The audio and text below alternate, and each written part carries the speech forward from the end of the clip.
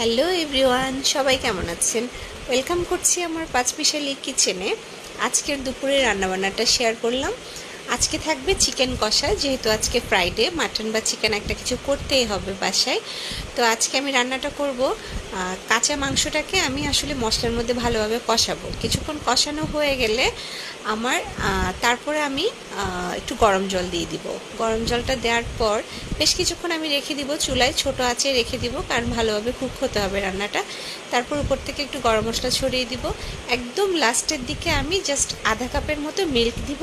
এবং এ রান্নায় অবশ্যই গরম জল ইউজ করতে হবে, ঠান্ডা জল দিলে রান্নাটা খেতে ভালো লাগবে না।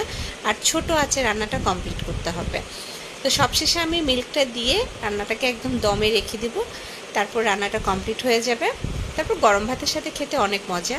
আর সাথে অন্যান্য কিছু ভাজি, তরকারি, ডিম ভাজি এসব ছিল। কেমন লাগলো পুরো ভিডিওটা দেখে একটা সুন্দর কমেন্ট রেখে যাবেন। ধন্যবাদ সবাইকে সাথে থাকার জন্য।